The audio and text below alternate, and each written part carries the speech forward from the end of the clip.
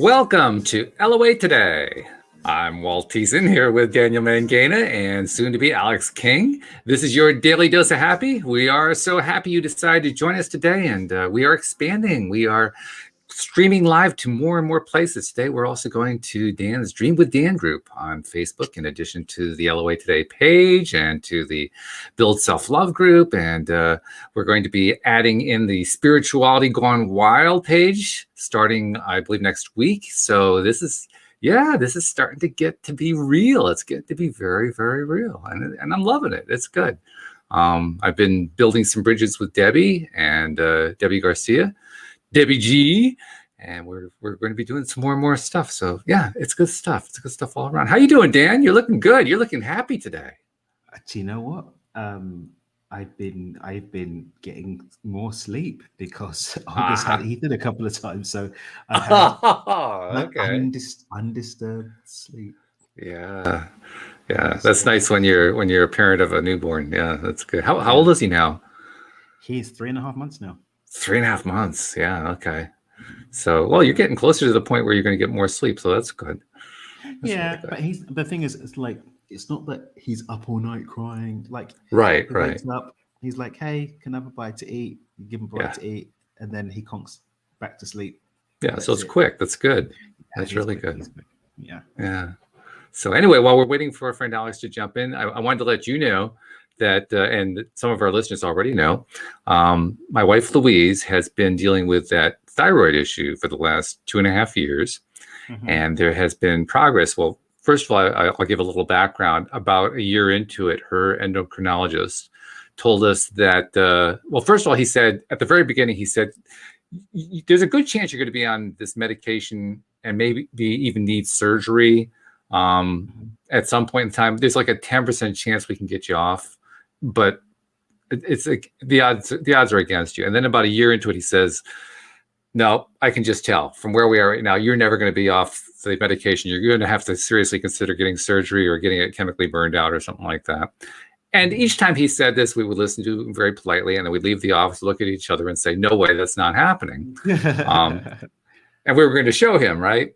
Well, about, I'd say 9 months ago, something like that, he started decreasing the dosage because she was actually reacting as if she were hypo rather than hyperthyroid, and kept decreasing it until around December. We got down to around the minimum dosage.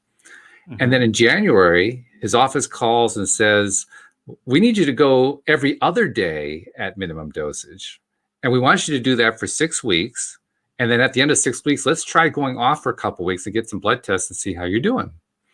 Well, that period, that 6 weeks plus 2 weeks, ended about a week ago. She got the blood tests. And on Tuesday, she got the phone call from the endocrinologist's office saying, you can stay off the medication for the next 3 months. We'll do another blood test to make sure you're good. But she did it. Conscious creation. And she wasn't doing any of the stuff that you read about online. She wasn't doing a special diet or anything like that. She was just doing it based on feeling good and focusing her attention on stuff that felt good. And and there's a secondary story that goes along with it too. And this one I told on Monday. This was just the day before we got the word from the doctor. She woke up that day and she was feeling kind of off kilter, which was very similar to the symptoms she had when they first kind of came on 2.5 years ago.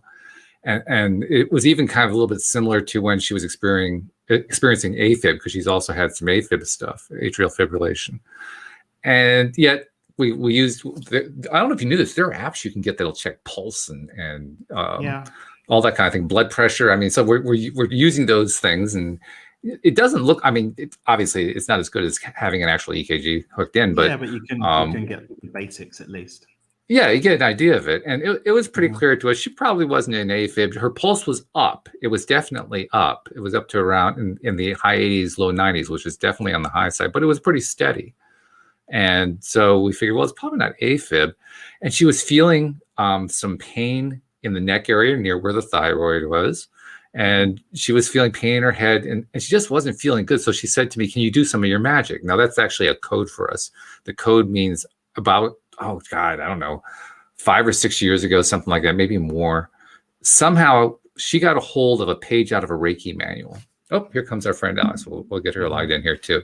She found a Reiki manual, and I got to go to the other thing so that I don't freak you guys out.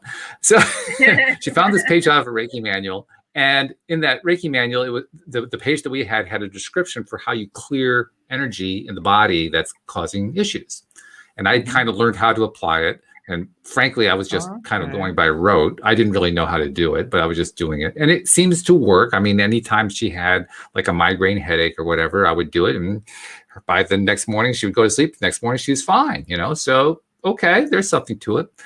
Well, this is a little bit more definite because now she's got, the elevated heart rate and, she's definitely feeling like the old thyroid issues might have kicked back in.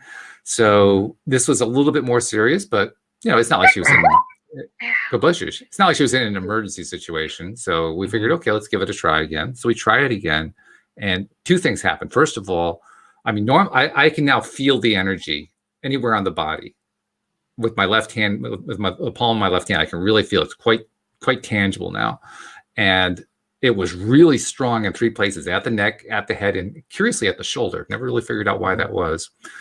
And I'm sweeping it away, and it's like getting all over my arms and my hands. I could feel it crawling up my arms. I'm like rubbing off all this excess energy that didn't feel good and so forth. And I'm going at it and helping her, scooping it off of her and so forth. Finally got it to the point where it was like 80 to 90% gone, but I couldn't get rid of it entirely. So I said, well, you're going to take a nap anyway. Take a nap, see how you feel. She wakes up an hour later, it's gone. All of her symptoms are gone. Her pulse is back down into the 60s. Everything. I mean, energy work is pretty cool stuff, is what I'm saying. So you're a Reiki worker now. I've never taken a Reiki course in my life. This is one page out of a Reiki manual that we probably weren't even supposed to have because they like to keep all that close to the chest. I just took what was on this one page, applied it, and I'm getting results out of it. So you're a ninja Reiki. Yes. I master on the first try. Look at you go. No, I'm definitely not a Reiki master. I'm a Reiki what? That's what I am. Reiki what? Well, but what is master? I mean, my friend of mine is a Reiki master. They're like a Reiki master. Well, they take courses. I've taken a few classes. I have my Reiki 1. Do you have Reiki 1? Oh, okay. Yeah. Well, you got more than I have. I feel like the Reiki-less one here. Like I feel like out of the Reiki gang. Reiki gang. Like I'm not in the Reiki gang. I feel. Hey, the way I got it was by stealing a page out of a Reiki manual and reading the page. I mean, that's how much experience I got. It's like one of those kung fu movies where someone gets the ancient, the secret scroll and learns. Right. Did that happen in Crouch a Tiger, Hidden Dragon? That the whole thing was that the lady was stealing the scrolls and learning the secret Wudun kung fu. True. Right. Yep. No, it is what it feels like. But anyway, and Alex, like I was. Okay, I can't guarantee I'll answer to that, but that's okay. Alex, I was just telling Daniel that Louise is now officially off her medication for thyroid. Yeah. Despite the fact that the doctor's been telling us for almost 2 years now, there's no way it was going to happen. Guess what? It happened. So yeah, she's pretty psyched. She's pretty. We went out to have dinner. That's how good it was, So well, tell her I said congratulations again. Thank you. I will do that. And speaking of health, how's your health doing? Are you continuing to improve? I hope. Yep, I'm improving. Good. Feeling much better. Able to do more stuff? Are you able to lift more than 5 pounds or whatever it was? Still haven't gotten off the restrictions yet, but I'm doing my best. Okay. Folding laundry with one arm is challenging. Yeah. Are you sure you'll be holding up laundry? It sounds like it might be a bit too expensive. Well, I take one item of clothes at a time and I fold it and I put it away and then I come back to the pile. I don't know how I feel about that. I don't know how I feel about that. All right. Well, next time before I do laundry, I'll check in with you. No, just don't do it. It's like. Oh, all right, cool. Can I get a doctor's note? Because no one in this house is going to believe me. Well, in this case, you need a Dan's note. Can I get a tangent note? Signed, sealed, Happy delivered. about to everybody. Oh, that's funny. That's amazing. I was amazing stuff, man.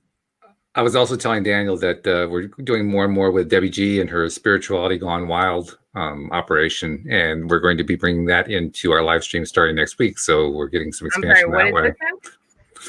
Debbie G is the new Friday co-host. She's also a friend of Daniel's. She is one of the earliest graduates of the Thai boot camp that David Strickler runs. And she's an amazing person and has an amazing backstory because she was in pretty serious financial difficulty a few years back, went through the Thai boot camp and made a huge turnaround in her life. And she's got this, I was just in the last couple of days getting a real handle from talking to her about just how big her operation is. She's got some pretty serious stuff going on there, you know?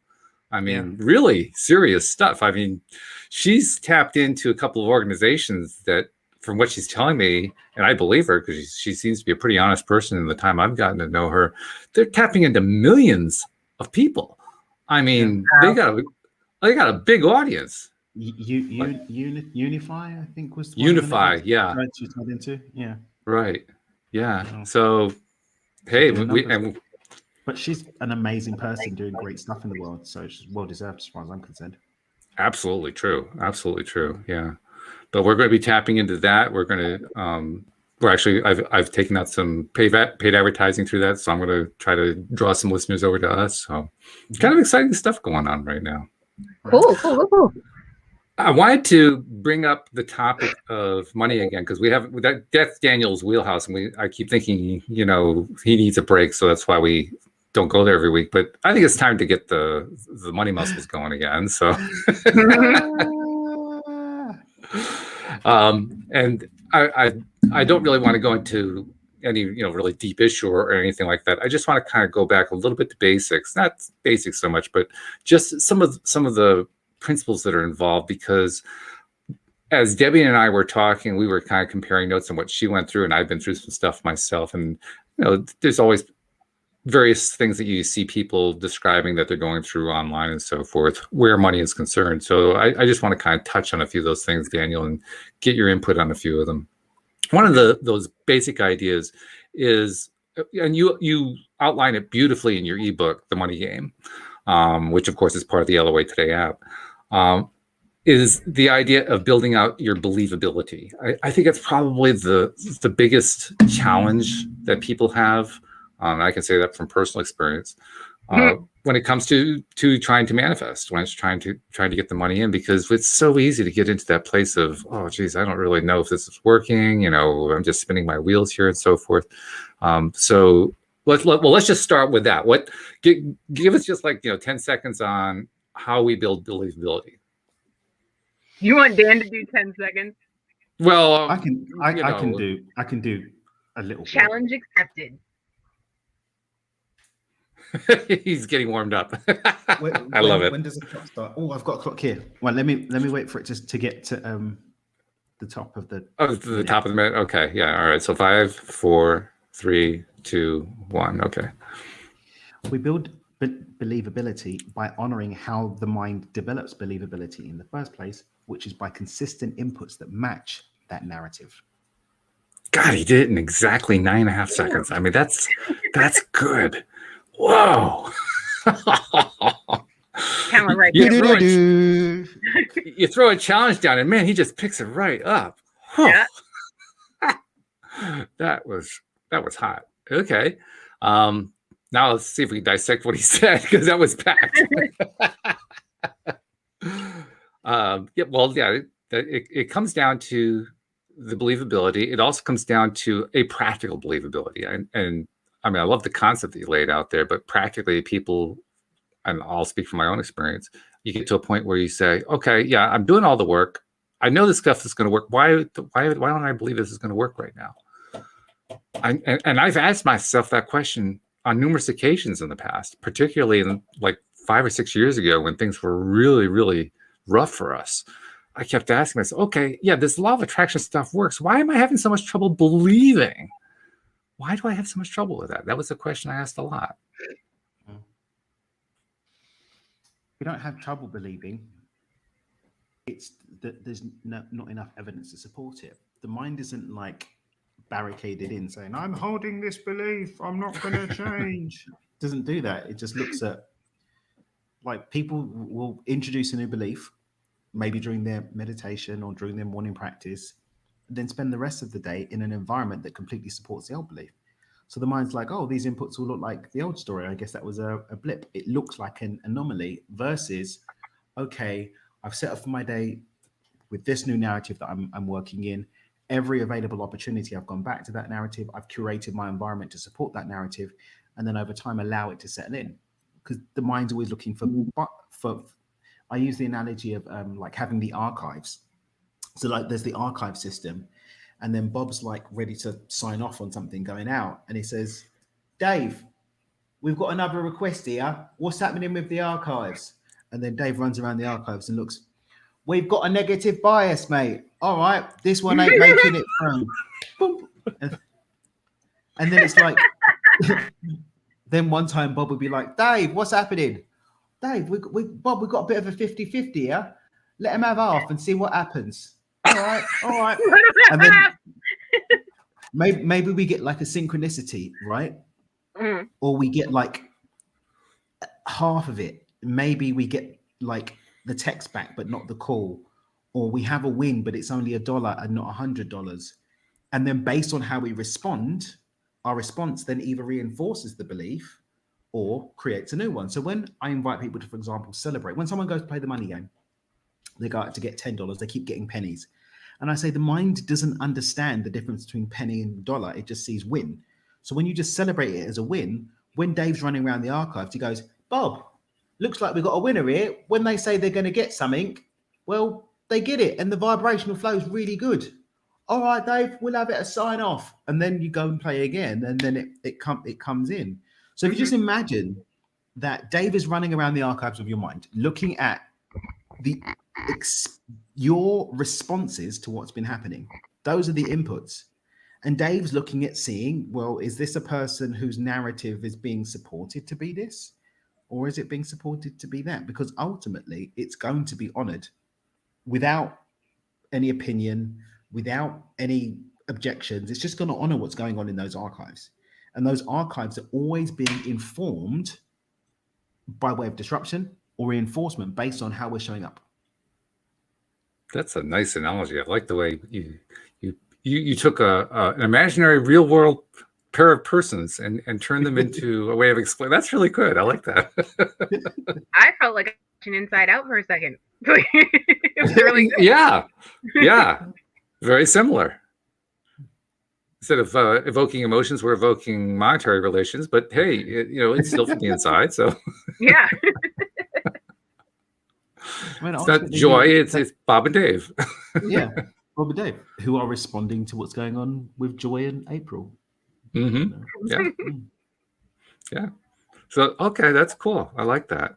And by the way, I'm also using this conversation as a way to invite people who have perhaps been lurking in the background as listeners and wanting to ask monetary questions, but we haven't really done anything with money lately. I'm trying to encourage them to send that in. So, use the LOA Today app for that. Send in questions. If you're listening to the live stream, by all means, send in put a question into the comments section for whichever channel you are currently listening on. But for future reference, start sending in the questions for this too. We've been getting a lot of questions about relationships, a lot of questions about some questions about health, various questions about careers, and some nice, really, really nice emails over the last couple of months from people who were making strides in all 3, 4, 5 areas of the major areas. Remember the one, Daniel, the lady from Scandinavia? I mean, she fixed her weight issues. She got a new job. She got a new boyfriend. That you weren't supposed to name? Yeah, that's the one. Yeah, she was really nice about it later on, but yeah, that was a little embarrassing. Well, Alex, what happened was she gave us this really. What happened? It's just. Did I tell you this one? Yeah. Again. Yeah. I mean, it was a wonderful email, and then at the end she says, "Please don't use my name." It's like, oh, please. That should be what you start off with. That's right. And listeners have been listening to that, by the way, because since then, when somebody didn't want to have their name listed, they've been putting it right at the top where I can see it. Please make me anonymous. Yes. Anonymous. So I definitely appreciate that. But yeah, I mean, that's a really great example of somebody who was finding ways to make all kinds of changes. And I love the phrase that she kept using over and over again in that email. She said it was all effortless. There was no effort in any of it, which means that she wasn't stressing. She wasn't keeping score. She wasn't, constantly challenging her own belief system. She was just going with it. And everything worked out for her. Kind of reminds me of something. I did a little test in a couple of the Facebook groups about 2 weeks ago. I put a little very simple post in, what's your favorite affirmation? Got a bunch of responses. The number one response that I got was everything always works out for me. And that's what I think about when I think about her email in particular. Everything was working out for her, everything in her life. I mean, she lost the weight. She got the job. She got the guy. They were getting ready to move into the house of their dreams. And it all happened in 1 year. Just, really fabulous. Now, she was actually crediting us for that. I credit it right back to her because she was the one who actually made the change and did the work. But it was nice to be able to be a part of it. That was a good thing. So not sure why I brought that one up, but it was good. Oh, I know. It was because I was encouraging people to use the app to send in questions. That's what it was. Okay. Oh, yeah. So anyway, getting back to financial stuff and money issues. Let's actually turn it over to careers. There are a lot of people these days who are dealing with unemployment or not finding the career that the jobs that they're looking for. A lot of problems with kids coming out of college, not having jobs available to them in their chosen field and so forth. That's become a big issue for a lot of people. Now, it's obviously vibrationally, it's not a whole lot different from the money game, but it's a little bit different just because it's about pursuing a career path, not just about bringing money in. Do you recommend, Daniel, anything a little bit different when dealing with the whole thing from a career perspective, or do you see it just as another way of spreading your money edge? Well, when I'm speaking to people about career, and this is one of the reasons why we actually cover this in the Money Game book, looking at these different representations of things that we're wanting to create. Ultimately, the universe doesn't say, "Oh, well, you're creating a relationship now, so here's a completely different rule book," or you're going for a job. Well, this is a rule book number 7 for this one. Right. like you're creating. And I think one of the reasons why we sometimes end up having these shortfalls in what we're creating is because we're looking for this different path when it's just how you create is how you create. So, coming into the microcosm then of financial situations, whether it's manifesting money to do something, have an experience, manifesting money in the form of a job, all that we're doing is we're saying with specific, because generally speaking, we don't want a job for the job itself. We generally want the job because the job is a means of having income in order to not live on the streets, right? So what we're saying is, hey, I'm looking for some stable income in the form of employment. Okay, so I'm just offering some direction on the path that I'd like the money to come to me. So it's exactly the same thing. We're still looking at what's my intention, what's my vibrational flow, what's my thought quality, and what are my habits and behaviors in relationship to this intention, this manifestation that I want to see. So it is ultimately the same. It's the same rule book. We're just, instead of saying, hey, I want money, it's like, hey, I'd like a job that gives me X, Y, Z income so that I can take care of what I need to take care of. Well, also, I mean, I use the word career specifically because many people, they're studying for the career, not just for the money. They're also pursuing it because it's something that they love. Yes, bless you. It's something that they're really passionate about. Hopefully, I mean, these days it seems like a lot of people are just pursuing the money, but there are still some people who are actually pursuing, what they're going to do with the career path. In fact, that same email that I referenced a moment ago, one of the things she loved about the new job was that she was doing something she loved doing. It was. I don't remember that she described what the project was, but she was working on a project that she said it was absolutely made for me. She was enjoying it so much. So the enjoyment side, I think, is almost equally important, to perhaps even more important than how much money is coming out of it. Yeah, I mean, personally, I don't really understand the whole concept of not doing something that you want to do. It's like, but I've spent my entire life working for myself. I've only had 2 jobs, and I haven't been an employee for more than a year in my entire life. I haven't spent more than a year of my life as an employee, something crazy like that. So you know, I've got summer, did some volunteer work that was a job. Technically, you know, we can put some time on that. Maybe it's a year, 14 months, but the rest of the time I've been sort of making my own way.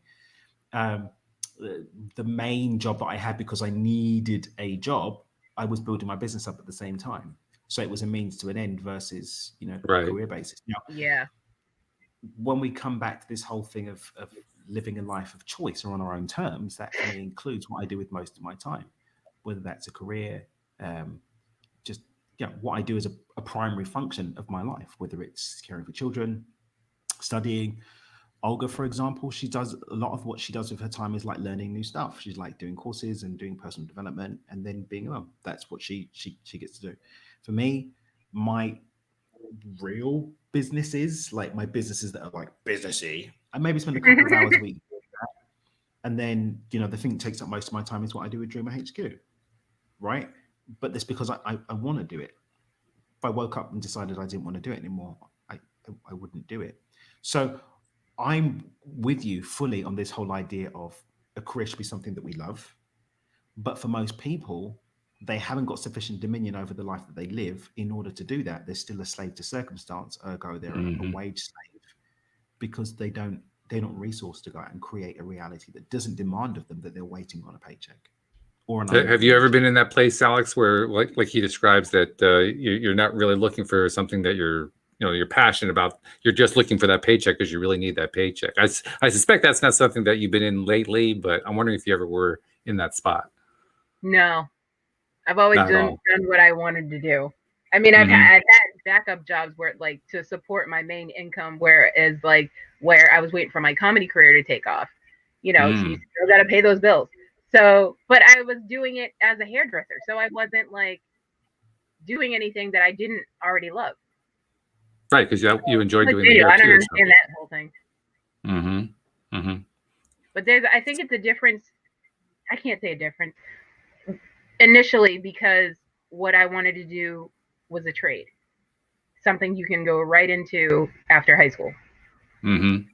Whereas, why is that different though? I don't know. I feel like it's like people either go to college, do nothing, or go to work, or go to a trade school where they can learn a trade and then continue their career from there. So I feel like with that, it's like you're doing more school, you're kind of going to college, but you're learning something that you want to do later on in life. Okay, that's fair. It's more of a clearer path, I would say. Jeffrey's actually jumping into the conversation, so I'm going to pop his question up on the screen for you guys to see. He says, do you ever use everyday objects as positive reinforcements for thinking about money? For example, every time I see a picnic table, I see myself counting a large amount of money at it, which is a great use for a picnic table image, I have to say. But, what do you guys think? No, I have not thought about doing that, but I think I will from now on. I use physical anchors a lot.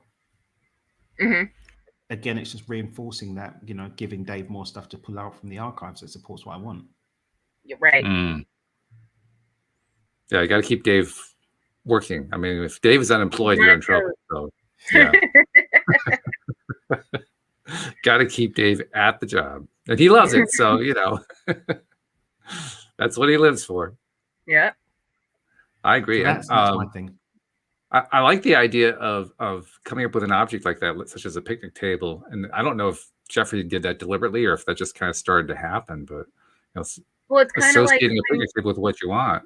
What? It's kind of like those people that are like, oh, if I see such and such, that's a sign. It's kind of like that, but like more productive. More productive, yeah. Less destructive in some cases. Yeah, from my perspective, that's the biggest challenge, and the one I think I see more people do than anything else. It's not so much that they aren't productive; it's that they spend so much time on stuff that's destructive, that basically tears their own mental fabric apart.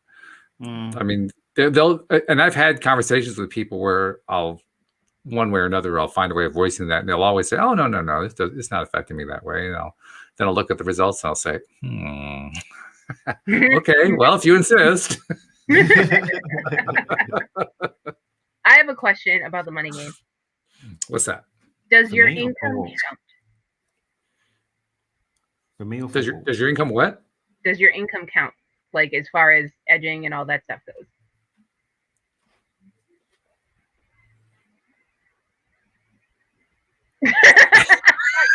Damn, giving us a look. So that was a thing for you to join one of the videos platforms. All right, guys. Bob and Dave want to be a part of your life, so just like YouTube.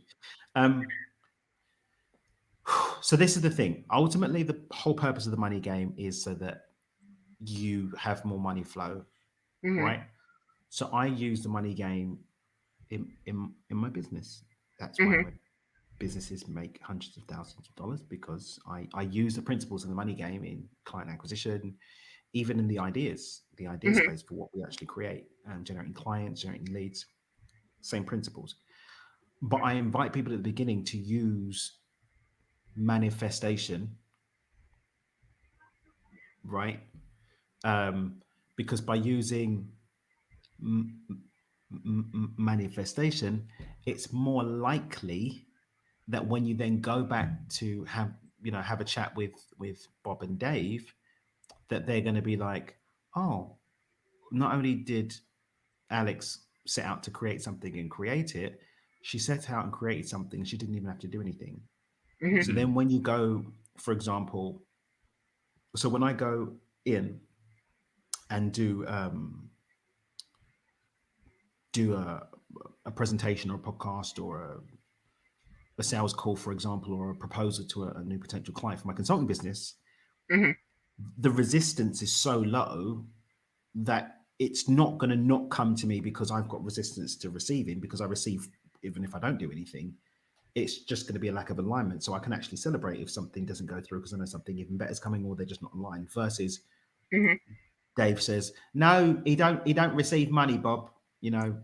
Just give him the reality option, pick out the quantum potential where they say no, or maybe don't even reply because he's got really low self-esteem down here.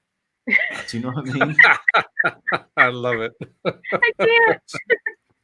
So to start off with, I encourage people to play the game as the game, like look for something that you weren't expecting. And then you can start to integrate the same principles into your career, into your business, to generate like consistent and repeatable income. Yeah, I think that unexpected part is probably the best part of the game. It's the part that makes it fun. I think without that, it gets kind of mundane. But when you're looking for that unexpected thing to happen, and then the unexpected thing does happen, it's like, ooh, I didn't expect that. That was good. Yeah. But if all you're looking for is for the next paycheck to come in, it's like, well, yeah, there it is. It doesn't really. It's like when we talk about, when the stream's talking about vibrational flow, for example, we're talking about our capacity to hold a certain frequency, right? And when we're practicing being elevated because of the surprise energy, which is really expansive, then when we're even going to more predictable income, like the resistance isn't there. It's like, dude, you know I do magic, right? I'm a Reiki ninja. This is who I am. Yeah. Like this proposal is going to be this or better. Now, I will say that there is benefit in recognizing that the mundane stuff is also manifested. Yeah. I think we tend to get into a mindset sometimes. People tend to get to a mindset that says, well, if it's not a surprise, if it's not magical, if it's not, completely out of the norm that I normally see in reality, then it's not really manifesting. And that's not true. I mean, I think it's important for us to recognize all of it as a manifestation. So sometimes I'll just actually, take a little inventory and remind myself all of the stuff that's going on in my life, I manifested it, which can be both energizing and debilitating at the same time, depending on whether it's something I wanted or didn't want. Did I manifest something I didn't want? Well, okay, that one's on me. But most of the time it's good. Most of the time it's a good activity, I find, to just kind of take that inventory and just remind myself, wow, I'm a really good manifester. I just need to tune it a little bit, because that's all you're doing with the money game, right? I mean, you're basically tuning the expectation. All you're doing is you're spinning around and you're saying, hang on a minute. What do I think is actually going on here? Right?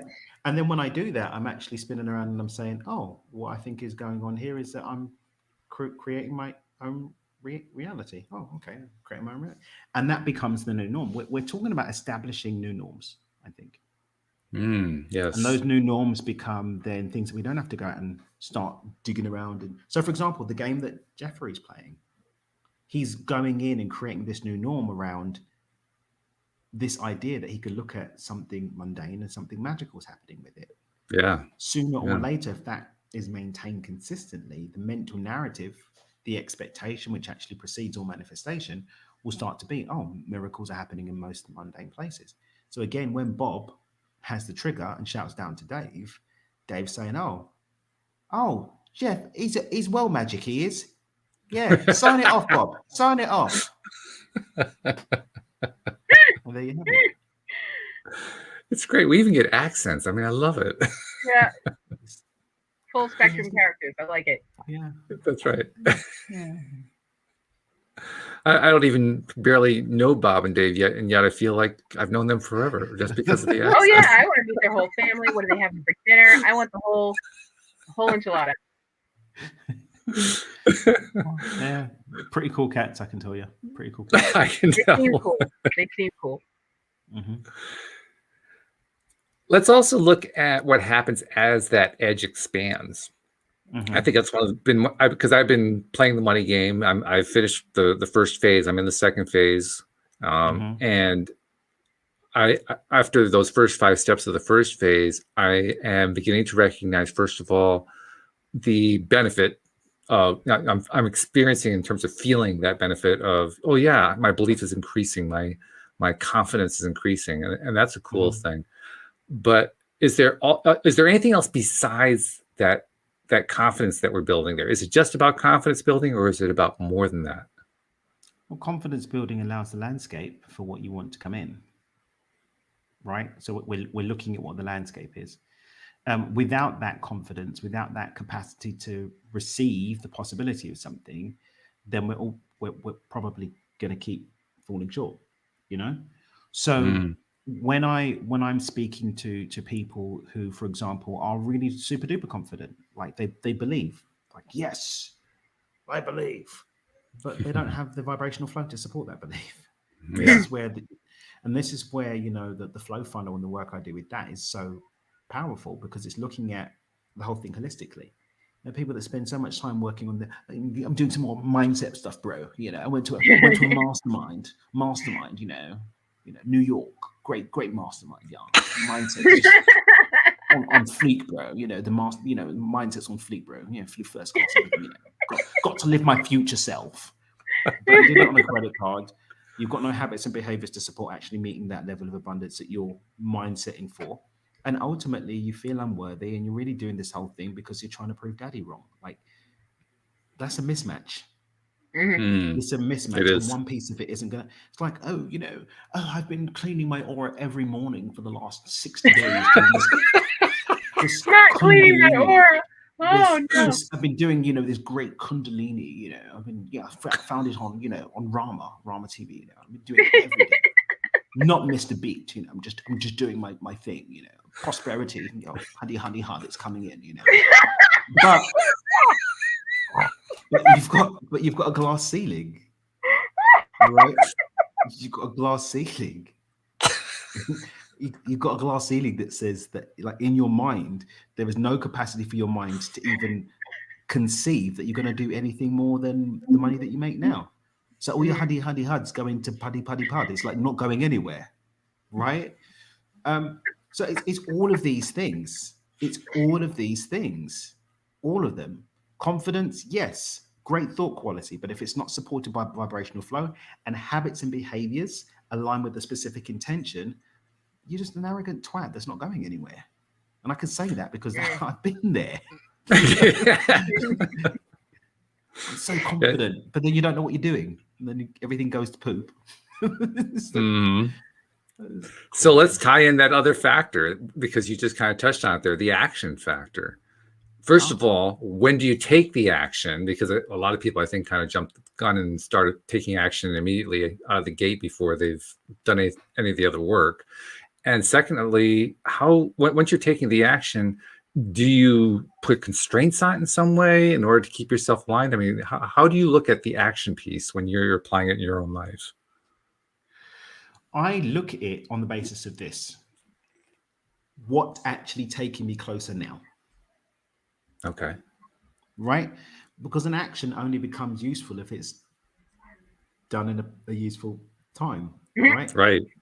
Me saying, I'm going to be productive, I'm going to go and put this check at the bank, and going there at 9 o'clock after the bank is closed is a bit stupid. Doesn't work too well. Like, I'm going to give the best speech ever and going a day late. Like, right. So we've got to look at where that action is adding or moving me closer towards my outcome, and where that's happening in alignment with everything else being in sync too. So am I acting from a place of expansion, love over fear, or am I acting from fear? Oh, I better get this check to the bank, otherwise A, B, C, D. I better go and deliver this presentation, because if not, or I'm running away from something rather than moving towards something. Right. And then also our actions have to match our beliefs. And this is one of the early concepts I used to put out, some earlier Danism, is that ultimately, if you're doing everything right, nothing's going wrong. But whether or not something is the right action or not depends completely on your belief systems around it. So the analogy that I love to use is, I believe that I can have $100,000. I normally say $1 million, but I'm going to make it a bit more realistic. I believe I can have $100,000. I do not believe that fairies are going to materialize from my Chelsea boot over there and deliver a bucket of $100,000 here. I do believe if I go out there and exchange value with others, I can create it, go and take it from the bank and pop it on the desk. So when my belief system, when my story, my narrative, the program I'm operating on says that the way that I believe for it to come to me is me going out and creating value and then coming and putting it on the desk. Anything other than that is useless right now. Not forever, but it's useless right now. So there are people, for example, that don't believe in cryptocurrency. And yet they think, oh, I better not miss the Fed. I better not miss the game. And those are the people that buy it just before there's a drop. And there's, I knew it didn't. I knew it wouldn't work. I knew it was a scam. There were the people that, lost 85% of their Bitcoin in 2017 or 18 or whatever when it tanked. Damn. Right? So, like, know yourself. You have to know yourself and what your beliefs are, and then operate in alignment with that from a place of expansion and with intentionality. It reminds me of what that listener from Scandinavia wrote, how it was all effortless. To me, that effortless place is the place where it really feels good. I mean, I've learned, particularly in the last few years, to pay attention to how does X action, whatever that next action is that I'm considering, how does it feel? Like, for instance, I've been, like I said, I was talking just the last couple of days with Debbie G, and I'm going to start doing some advertising with what she's doing there, and it all felt good as I'm talking to her. I mean, I was checking out, okay, how do I feel about this? How do I feel about that? How do I feel about what she's saying? It was all feeling good. So I felt empowered to say, yeah, okay, this is worth investing in. This feels like it's going to work out. But how many times have I been pursuing an action or considering an action, and it really didn't feel great, but it was the best one I could think of to do at that time. And then I followed through to do it, and it didn't. It just flatlined. It just didn't work out at all. I was like, oh, geez, why did I do that one? All because I didn't pay attention to how it felt. That to me is where the ease aspect comes in. It isn't so much am I working myself to death. It's how am I feeling about it. If I'm not feeling good about it, I'm learning the hard way. Don't do the action if it doesn't feel good to you before you do it. And I don't know, maybe it takes some people like me a little bit longer. But I mean, do you look at it from the feeling aspect when you're looking at stuff, Daniel, or is it so automatic you don't even think about it anymore? Sometimes it depends on the emotional charge around it. So for me, anything to do with other humans, yes, I have to. There is charging. Humans involved must be conscious. 9 out of 10 times, if it's finance related or health related, no. People, I do find that it's generally expedient for me to bring a little consciousness to it, to keep my feet on the floor and not in my mouth, or my mouth head up here and not on the floor meeting my foot. That's it's bad enough when you have to eat your own foot, but when it's on the floor at the same time, that's even worse. I mean, it's just at least do it after the shower, mate. That's right. So, well, okay, that's interesting that you, because I mean, I'm interpreting. You tell me if I'm wrong. I'm interpreting that what that really means is a lot of the time you have the connection down so good you don't have to think about it. But when you're dealing with something that has variables, like you said, like dealing with a human being, you have to kind of stop and remind yourself, okay, be aware of what's going on here. It's not something that I can just rely on what I've always felt was good. It has always worked out for me because I'm dealing with another human being. There's a variable in there that I can't ignore. But it sounds to me like you've got a lot of it pretty much on automatic pilot, that's a good way to go when you can get it there. But Captain Walt, like, I've been at this a very, very long time. I didn't do my ayahuasca ceremony last year, come to enlightenment, and then show up today some ascended master shaman, right? I still eat meat, Of course, I'm not a shaman. 47 minutes before we had anything even closely related to. That was easy. But yeah, like, I started this journey when I was 16 years old, and I've been through the ringers. Like, this wasn't like, oh, I had rainbows and fairies and light and angels touched me and I was transformed. I went to go see John of God. He gave me a magic crystal and now I poop rainbows. That's not what happened. Did you say yeah, that's not what happened. That's not the way that it went. That's not the way the cookie crumbled that day. No, the cookie didn't even crumble sometimes. I was trying to bite it and I broke my tooth, So this auto has been a couple of decades of consistently getting it sideways, readjusting, and building a relationship with Bob and Dave where I'm delivering packages on a consistent basis. And I don't always get it right. There were times. That's an important point. And I do a lot of, I invest a lot in making sure that I've got people around me that support and hold me up so that I can get it right a little bit more consistently. But I recognize that I'm not going to get it all right. Otherwise, I would have ascended to the ethers like a good video. It's not what it is. For me, anyway. It's a very important point because I do think that when we're not in that strong confidence state where we're attracting whatever it is that we're trying to attract, money or career or health or personal relationships or whatever it is, when we're not in that really good state, we see those people who are successful as if they were always successful. And what you're reminding us of, we're human beings. We get it right. Sometimes we get it wrong. Sometimes it just it doesn't work out anywhere near what we thought it was going to work out to. Do you know what was really interesting? I did a podcast with this really cool woman called April Garcia. She's got a really cool podcast called Pivot Me. And she was like, the statistics are that the average millionaire has lost everything 3 or 4 times, and Really? Wow. and most have lost it at least twice. There are very few. The outliers have never had a big loss. Most of them have at least twice burnt out. Interesting. That's a fun fact. What do you think that actually accomplished, though? I mean, I get the sense of where that comes from. I mean, it comes from the idea of you know the contrast really deeply, and so you just kind of skyrocket out of that bad contrast situation. But where do you think it comes from to have the repetitive experience lead to it much more frequently being a success? You know what? I'm actually sitting with this myself right now because I'm looking at this whole concept because I'm working on the next book right now, which incidentally is going to be called Stop Meditating. We've decided on the title. Nice. I like it. Yeah, we're working on that now.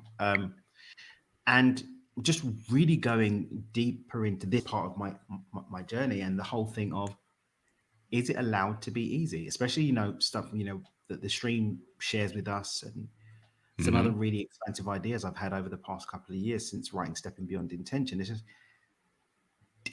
does the pain actually make it easier, although it's more painful?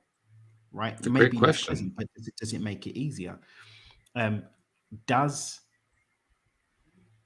the pressure of being under the cosh, does that actually expand our ability to step into something? So, I mean, I look at my life and I look at, I'm studying the lives of other people right now who have gone where I'm seeking to go. And every single one of them has hit some bloody doobry what's it stuff.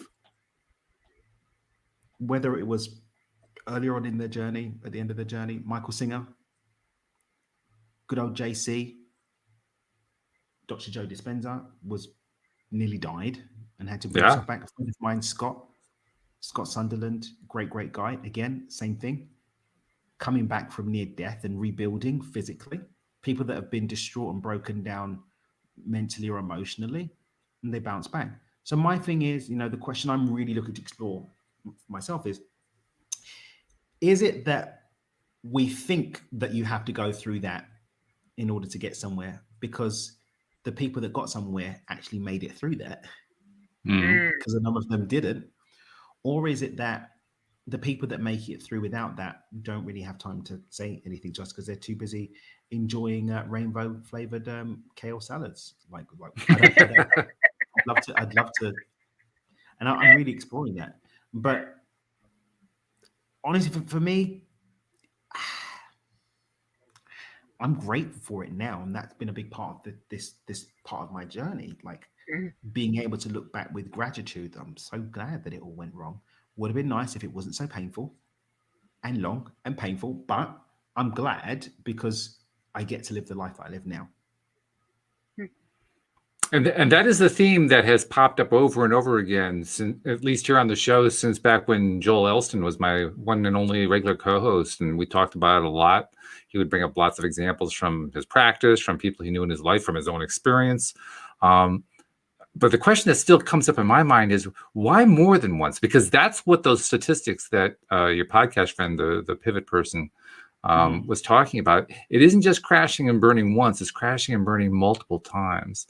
And according to her data, that was the more consistent way that somebody became a millionaire, crashing more than one time. Why more than one? That's what I keep asking myself. Maybe because as humans, we're just a bit silly and don't learn the first time. You didn't get the lesson the first time, so we're going to give it to you the second time. Yeah. Like, really? That's what's going on here, honestly. So, I mean, I personally just want to say that I don't feel that you have to go through pain, but as the stream shares and encourages us to remember, contrast is a part of the price to pay to be in physical reality.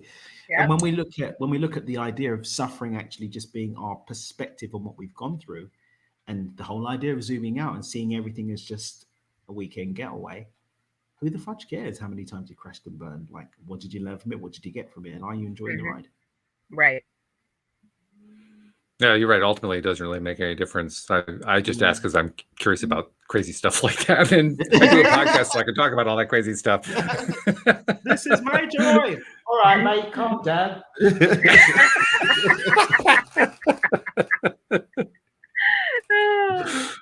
Now you got Bob and Dave in my head. All right, this is good. We all have a Bob and Dave. They're a couple cool cats. They are. We only have a few minutes left. I want to make sure I get a few promos in there. First and foremost, of course, it's the LOA Today app. Make sure you download it. Use it to send in questions and comments. We want to be including you in part of the conversation. And now that we are live streaming to more and more places simultaneously, each show, take advantage. If you have time while we're doing this, we do it at 4 p.m. New York time, Monday through Friday. If you have that time frame available, jump in and participate in the live stream too, because we're in a lot of different places for that. Something I haven't been doing in months and months, I'm starting to do again, is I have kind of gotten into a lazy space. For the longest time, I was urging people to become subscribers of the podcast. And then I stopped doing that once the app came out. And I realized, we're reaching out to more and more new audiences now. There are going to be people who are tuning in who haven't subscribed yet. So I got to start getting back on the subscribe bandwagon again. Mm-hmm. So here we go. If you're not yet a subscriber, in addition to getting the app, take advantage of the fact we're on all the major platforms. We're on Spotify. We're on Google Podcasts. We're on Apple Podcasts. We're on iHeartRadio. Whatever one that you like to use, if you're a regular podcast listener, find us and subscribe and listen. That's what our friend from Scandinavia did. She subscribed. She started basically just binging while she painted the kids' rooms. In the course of doing that, she lost a bunch of weight and she got a new job, got a new boyfriend, and turned her life around. Well, heck, she can do it. You can do it too. And just do it, having fun listening to us be fools here on the show. We have a great time doing it. Also, if you are somebody who is so inclined to be visual, you want to watch the recordings. That's why we're on YouTube, among other things. And that's where Alex comes in to do her amazing routine about how you tune in to watch us on YouTube. Well, you go to YouTube, you search LOA Today podcast videos, and once you see our smiling faces, click down below to the red subscribe button. Next to the red subscribe button, there's a little silver bell. Make sure you click that silver bell so you will always be notified when we are live. Vegans are also welcome.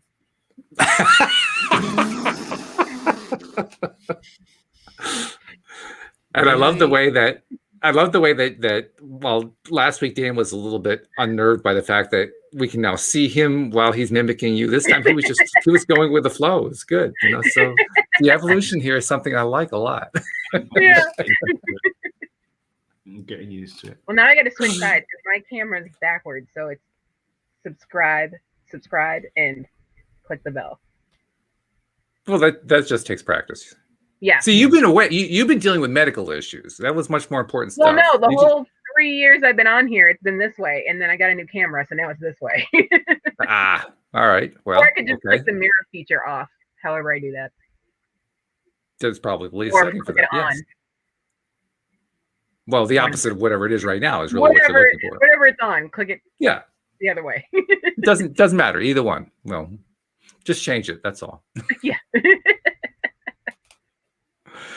So we got Debbie G coming in tomorrow, and actually, I think tomorrow we're going to start shifting over to using her version of StreamYard, which means that's where we're going to start tapping into spirituality gone wild, and it's also going to mean we're going to tap into more and more other places that we're live streaming to. So I'm looking forward to getting more questions coming that way. That's going to be fun. We have our regulars who have been feeding us questions, but I think it's going to be cool when we get more and more live streamers who are participating. Mm-hmm. It's going to be a lot of fun. But thank you guys.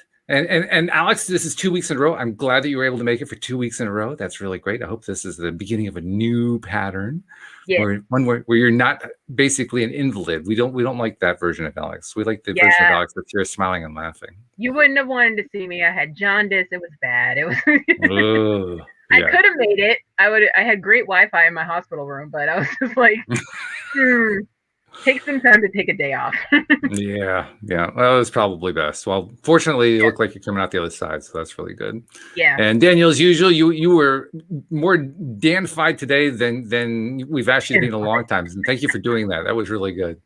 So thank you for guiding through all that. Thank you also to our podcast sisters. Without you, we would not have a podcast. We appreciate every single one of you. And we will see you all next time here on LOA Today. Goodbye, everybody. No. If the music will start. There we go.